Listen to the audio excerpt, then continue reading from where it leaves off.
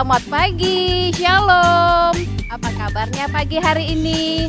Doa Bunda semuanya sehat selalu ya. Ya, pagi hari ini kita akan mengikuti ibadah sekolah minggu yang dipandu oleh Bunda Ana, Bunda Emi, Bunda Mary, Pak Beni, Bunda Jessica, dan Bunda sendiri, Bunda Polina. Selamat mengikuti ibadah sekolah minggu pagi ini. Shalom adik-adik semuanya. Hai, apa kabar semuanya? Semoga adik-adik hari ini sehat ya. Kita hari ini mau beribadah sekolah minggu. Yang di sini apa kabarnya ya? Sehat, kuat, luar biasa. Sekarang kita mau memuji Tuhan. Bunda harap semuanya ikut berdiri ya. Kita akan menyembah Tuhan pagi hari ini dalam ibadah sekolah minggu kita. Yang berkata, Bapakku datang padamu. Kita memuji Tuhan ya semuanya ya adik-adik. Dan lihat gerakan Bunda Emi dan Bunda Polina di depan.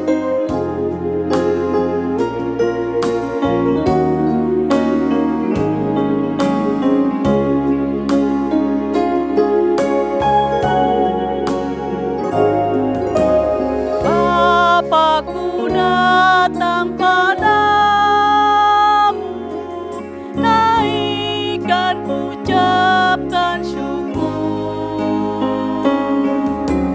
atas kasih anugerah-Mu yang indah setiap hari.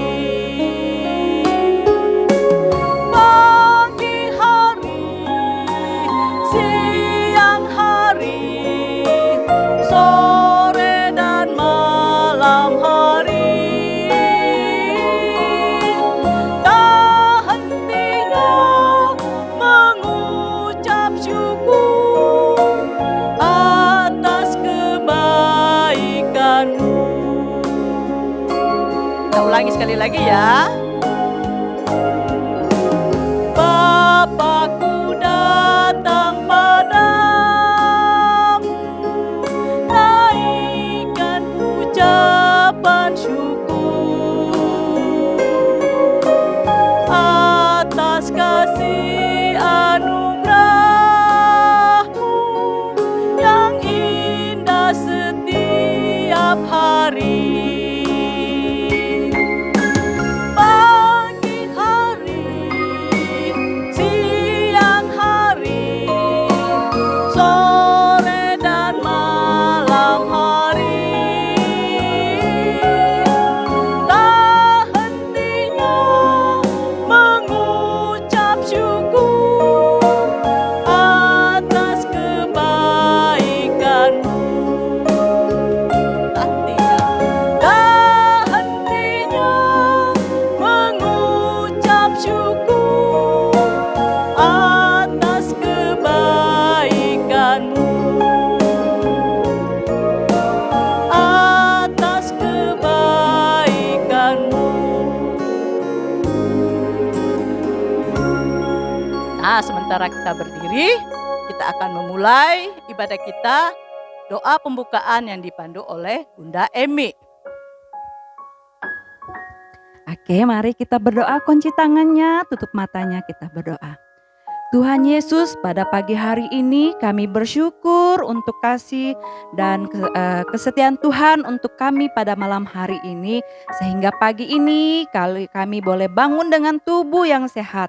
Pagi ini kami mau mulai ibadah sekolah minggu kami, Tuhan pimpin kami ibadah sekolah minggu dari awal hingga berakhirnya. Terima kasih Tuhan Yesus, kami sudah berdoa. Haleluya, yang percaya katakan amin. Nah, adik-adik semuanya masih berdiri ya. Kita masih sikap berdiri. Kita lanjut memuji Tuhan pada pagi hari ini dengan sukacita. Yang berkata, Yesus sobatku selalu riang gembira. Siapa hatinya riang hari ini? Ayo angkat tangan. Pandai betul semuanya hari ini. Oke, dengan riang gembira ya. sobatku selalu riang gembira. Yesus sobatku, sahabat baik hatinya. Yesus sobatku, sahabat kita semua. Yesus, Yesus, sobat yang setia. Sekali lagi. Yesus sobatku selalu riang gembira. Yesus sobatku, sahabat baik hatinya. Yesus sobatku, sahabat kita semua. Yesus, Yesus, sobat yang setia. Yesus sobatku selalu riang gembira. Yesus sobatku, sahabat baik hatinya. Yesus sobatku, sahabat kita semua. Yesus, Yesus, sobat yang setia.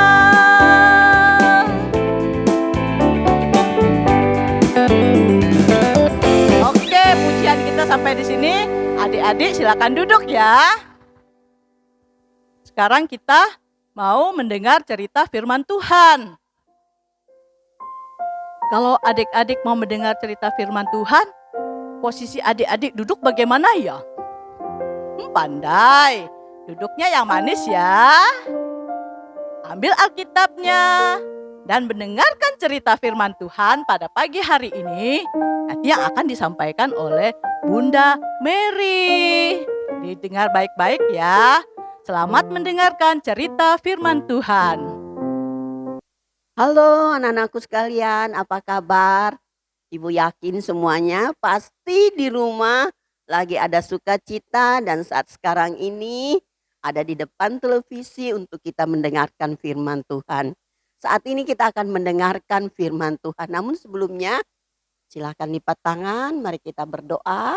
Ikut ibu berdoa ya.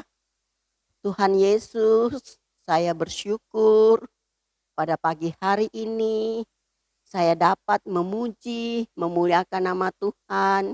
Bahkan sebentar saya akan mendengarkan firman-Mu. Tuhan memberkati kami. Kiranya Roh-Mu yang kudus memberikan pengertian agar cerita Tuhan ini akan menjadi kekuatan iman kami di dalam kami mengiring akan Tuhan. Terima kasih Tuhan. Berkatilah kami semua, baik guru-guru, demikian pun kami anak-anak-Mu, supaya kami senantiasa memuliakan nama Tuhan. Terpujilah nama-Mu, dalam nama Yesus kami telah berdoa. Haleluya. Amin. Ibu akan bercerita di dalam firman Tuhan yang diambil dari Injil Lukas pasal 19 ayat 1 sampai 20. Adik-adik, biasa enggak kita pergi satu keramaian? Ya, kalau kita pergi satu keramaian mungkin lihat satu permainan, pertandingan, seperti kalau 17 Agustus kan ada pertandingan sepak bola, ada pertandingan lomba panjat pinang, ada lomba perahu dan banyak sekali pertandingan makan kerupuk juga. Adik-adik kalau nonton pertandingan mau di depan atau di belakang?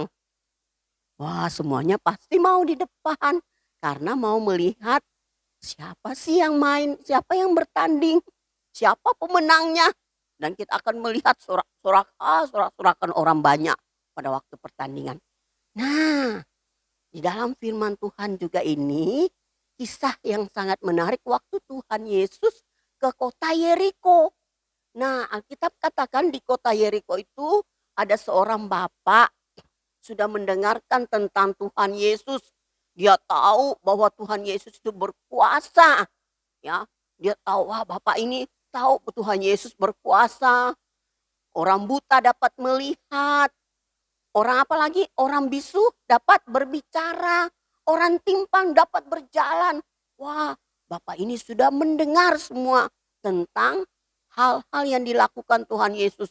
Karena hal itu banyak sekali orang yang ikut Tuhan Yesus. Anak-anak yang lain banyak juga yang mengikut Tuhan Yesus. Nah, siapa nama bapak itu? Pasti adik-adik belum tahu, tapi nanti adik-adik akan tahu ya. Pada waktu bapak itu juga mau lihat Tuhan Yesus, aduh kasihan sekali. Dia tidak bisa melihat Tuhan Yesus. Kenapa? Badannya pendek. Tidak bisa melihat di antara orang banyak. Nah, pasti adik-adik tahu kan siapa nama bapak ini?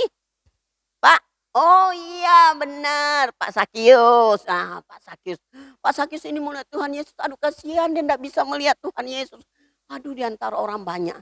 Tapi Pak Sakius ini punya keinginan. Punya usaha mau lihat Tuhan Yesus itu. Dia berusaha. Akhirnya berkata, oh ya ya ya ya ya ya. Betul betul betul betul. Dia lari. Dia lari duluan. Nah dilihat ada satu pohon. Pohon ara adik-adik. Dia bilang, pasti di sini Tuhan Yesus akan lewat. Nah, pada waktu itu adik-adik, dia berusaha manjak pohon. Dan betul Tuhan Yesus lewat di situ. Dia lihat bagaimana Tuhan Yesus melakukan perbuatan-perbuatan yang ajaib, perbuatan yang luar biasa. Ya banyak hal yang dilakukannya yang Ibu sudah katakan, orang buta bisa melihat, orang tuli bisa mendengar, orang timpang bisa berjalan. Ada banyak lagi kuasa yang Tuhan lakukan. Wah, baru Bapak Sakius, benar-benar ya, bilang Pak Sakius ini. Tapi pas Tuhan Yesus tiba di tempat di bawah pohon yang Sakius manjat itu, Tuhan Yesus katakan, Sakius. Hah? Pak Sakius kaget luar biasa. Loh, dari mana Tuhan bisa tahu namaku ini Sakius? Saya tidak pernah berbicara, saya tidak pernah mendengarkan dia. Dari mana dia bisa tahu? Oh benar-benarlah berkuasa. Baru apa Tuhan Yesus katakan? Sakius turun. Saya harus menumpang di rumahmu. Wah, senang tidak Pak Sakius? Senang dong. Bagaimana Pak Sakius tidak senang? Dia tadi berusaha mau ketemu Tuhan Yesus dan Tuhan mau tinggal di rumahnya. Aduh senang luar biasa. Dia sangat bersuka cita. Sangat sekali bersuka cita. Cepat-cepat dia turun dari pohon itu. Tapi apa yang terjadi? Banyak orang lain tidak senang. Loh, kok Tuhan Yesus mau tinggal di rumah pemungut cukai? Tuhan Yesus mau tinggal di rumah orang berdosa. Hah? Rupanya pekerjaan Pak Sakius itu adalah pemungut cukai. Pemungut cukai itu adalah orang yang selalu menagih bayaran. Ya, seperti sekarang ini pajak. Ya, pada saat zamannya Tuhan Yesus itu Pak Sakius itu pemerintahan Romawi itu dia harus membayar pajak. Tapi Pak Sakius ini mungkin melakukan satu kesalahan. Seandainya dari pemerintah Romawi katakan ini harus pajak 500.000. Dia minta berapa? 600.000. Jadi yang 100.000-nya apa? Miliknya. Harusnya orang cuma bayar 500.000, dia minta 600.000. Inilah yang orang tidak senang dengan pekerjaan pemungut cukai. Baru Pak Sakius itu ketua pemungut cukai. Wah, waktu itu orang katakan, Tuhan Yesus kok mau tinggal. Tapi Tuhan Yesus ikut tidak pembicaraan orang lain? Tidak. Tuhan Yesus juga mengasihi Bapak Sakius ini. Tuhan Yesus tetap harus tinggal menumpang di rumah Pak Sakius. Nah adik-adik, mungkin adik-adik pikir saya tidak pemungut cukai kok. Tapi adik-adik juga kadang-kadang menjadi pemungut cukai. Bagaimana caranya saya jadi pemungut cukai? Saya belum sekolah tinggi-tinggi. Tapi seandainya Bapak Mama suruh si Budi, ini uang Mama 20.000 ya. Tolong belikan Mama gula. Harga gula biasanya 15.000. Jadi berapa kembaliannya? 5.000 Mak. Ya. Si Budi pergi beli sudah. Sampai pulang si Budi perhatikan. Saya mau ambil deh uang ini 2.000. Bagaimana caranya? Diambil 2.000. Baru dia pulang katakan, Mak. Gulanya naik sekarang. Apa? Harganya 17.000. Ini kembaliannya 3.000. 2.000-nya apa? Masuk kantong si Budi. Nah, pekerjaan Budi apa juga? Pemungut cukai juga namanya pemungut cukai pada papa atau mamanya yang ada di rumah. Wah, bagus tidak? Tidak bagus adik-adik. Tapi satu sukacita yang luar biasa. Tuhan menyampaikan firman Tuhan kepada Pak Sakius waktu itu. Tuhan katakan, Pak Sakius, saya mau memberikan hadiah kepada kamu. Nah, ini dia hadiahnya. Kita buka dulu ya hadiahnya, anak. Ih, loh, nah rupanya warna hijau ini melambangkan pertumbuhan. Alkitab, di dalam Alkitab 2 Petrus pasal 3 ayat 18, di sana berkatakan, tetapi bertumbuhlah dalam kasih karunia dan dalam pengenalan akan Tuhan dan jiwamu selamat. Yesus Kristus, baginya lah kemuliaan sekarang dan sampai selama-lamanya. Wah, rupanya warna hijau ini melambangkan bahwa di dalam kehidupan kita sebagai anak-anak Tuhan perlu bertumbuh. Bagaimana caranya kita bertumbuh dalam Tuhan? Yaitu kita perlu apa? Rajin baca Alkitab, rajin berdoa. Nah, sekali lagi yang kedua Tuhan Yesus sampaikan warna kuning. Warna kuning ini melambangkan apa? Artinya sorga, adik-adik. Wah, Tuhan Yesus katakan, Pak Sakius, di sorga itu jalannya terdiri dari emas. Wah, dan apa yang terjadi di sorga itu tidak ada tangis, tidak ada air mata, yang ada kita memuji dan memuliakan Tuhan. Nah, wah Pak Sakius senang betul mendengarkan apa yang Tuhan Yesus katakan. Nah, warna putih ini adik-adik melambangkan hidup kita perlu ada di dalam kesucian. Nah, Alkitab katakan, Tuhan katakan di dalam Yesaya pasal 1 ayat 18, sekalipun dosamu merah seperti kimisi, aku akan menjadikan putih seperti salju. Hati kita selalu apa? Dibersihkan, ya, sehingga kita hidup di dalam kesucian. Nah, adik-adik, bagaimana kita harus hidup suci ya? Aduh, warna merah ini. Apa sih artinya warna merah ini? Melambangkan darah yang berarti Yesus Kristus telah menyatakan kasih-Nya untuk menebus dosa manusia. Alkitab katakan, dan darah domba anak itu menyucikan dosa manusia. Jadi, adik-adik, hidup kita ini perlu dibasuh dengan darah Tuhan Yesus. Manusia tidak sanggup membayar hutang dosanya dengan uang atau dengan apa.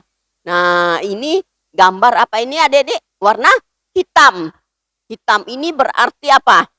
Melambangkan dosa. Perbuatan-perbuatan yang tidak memuliakan Allah. Apa itu? Coba perbuatan-perbuatan yang tidak memuliakan Allah. Apa? Oh, mencuri. Apa lagi? Bohong. Apa lagi? Hah, adik-adik? Fitnah. Oh, banyak sekali perbuatan-perbuatan yang dikatakan perbuatan-perbuatan dosa. Nah, perbuatan dosa ini Alkitab katakan upah dosa ialah maut, satu kematian. Sebab upah dosa ialah maut. Tetapi kasih karunia Yesus itu begitu besar. Hanya darah Yesus saja yang dapat membayar hutang dosa kita itu di kayu salib.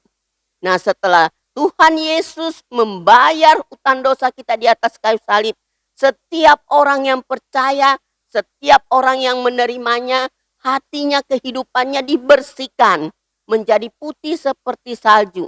Orang yang hidupnya suci di hadapan hadirat Allah pasti hidup di dalam kerajaan sorga. Tetapi adik-adik, kita belum ada di sorga, kita masih ada di dunia ini. Oleh sebab itu kita harus apa? Warna hijau ini kita harus terus bertumbuh di dalam iman kita. Di mana kita apa? Rajin berdoa, rajin baca Alkitab, rajin ke sekolah minggu seperti yang sekarang ini. Nah, itulah hadiah yang Tuhan sampaikan atau hadiah yang Tuhan berikan kepada Bapak Sakius. Waktu Pak Sakius selesai mendengarkan apa yang Tuhan Yesus sampaikan, wow, Pak Sakius sedih enggak? Tidak, dia bersuka cita luar biasa. Sampai dia katakan dia mau hidup baru di dalam Tuhan. Apa yang dikatakan? Tuhan Yesus bilangnya, saya akan memberikan setengah milik saya ini, setengah kekayaan saya ini kepada apa? Orang miskin. Berapa kali lipat Pak Sakius menggantikannya? 4 kali lipat, adik-adik. Sungguh luar biasa sekali yang terjadi pada diri Pak Sakius. Pak Sakius tidak egois lagi, tidak mementingkan dirinya lagi. Nah, adik kan kita cerita tentang si Budi. Kira-kira adik-adik mau jadi pemungut cukai enggak? Enggak boleh lagi ya, lain kali. Kalau papa mama suruh, enggak usah lagi ambil uang kembaliannya. Harus sampaikan lebih dahulu kepada papa mama. Minta, Pak, Mak, saya boleh ambil enggak uang kembaliannya? Rp1.000 atau Rp2.000 untuk beli apa, kerupuk kah? Atau makanan yang lainnya. Sampaikan kepada papa mama, pasti dia dikasih. Daripada kita pungut cukai di mana kita juga berbohong. Sakius adik-adik berjanji merubah hidupnya. Adik-adik juga perlu berjanji merubah hidupnya untuk tidak pemungut cukai lagi sama orang tua. Oke? Nah, mari kita lihat ayat hafalan kita di dalam Injil Lukas pasal 19 ayat 10. Sebab anak manusia datang untuk mencari dan menyelamatkan yang terhilang. Oke, sekali lagi.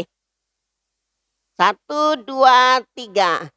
Injil Lukas pasal 19 ayat 10.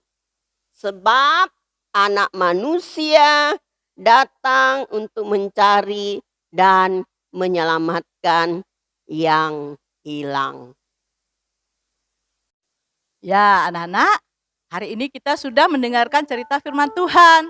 Saatnya kita akan mau memberikan persembahan kita yang terbaik untuk Tuhan ya.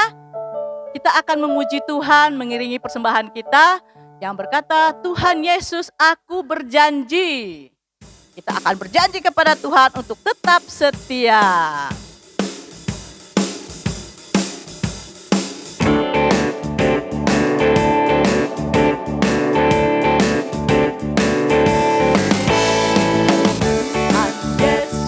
Aku berjanji jadi murid-Mu yang setia, rajin berdoa, baca Alkitab, selalu bersaksi bagi-Mu. Akal iblis aku menolak, firman Tuhan aku menurut. Mulai sekarang sampai selamanya, tetap setia, pantang mundur. Aku berjanji jadi murid-Mu yang setia, rajin berdoa, baca Alkitab, selalu bersaksi bagi-Mu. Akal iblis aku menolak, firman Tuhan aku menurut. Mulai sekarang sampai selamanya, tetap setia, pantang mundur.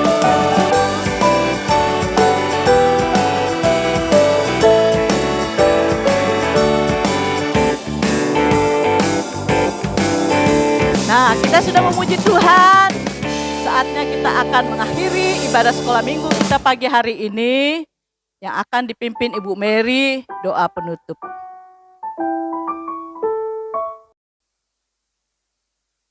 Mari kita berdoa adik-adik. Bagaimana tangannya? Tangan dilipat ya. Tutup mata, mari kita berdoa. Tuhan yang Maha Pengasih dan Penyayang, Allah yang kami sapa dan kenal di dalam nama anak-Mu Yesus Kristus, kami sungguh bersyukur dan berterima kasih karena ada kesempatan bagi kami untuk memberikan sebagian milik kami di dalam pelayanan sekolah ini, sekolah minggu. Berkati setiap tangan yang telah memberi dengan penuh kasih dan sukacita. Berkati kedua orang tua anak-anak kekasih kami di dalam tugas pekerjaannya. Dan kami juga terus berdoa menyerahkan anak-anak sekolah minggu kami. Tuhan memberkati kehidupan mereka. Sepekan yang akan mereka jalani, Tuhan pimpin dan Tuhan tuntun mereka. Segala mara bahaya dan pencobaan Engkau hindarkan. Biarlah mereka mendapatkan kekuatan, kesehatan yang sempurna dan nama Tuhan dimuliakan. Terima kasih Tuhan, inilah doa kami. Kami bersyukur di dalam nama Tuhan Yesus Kristus Juru Selamat kami yang hidup. Haleluya. Amin.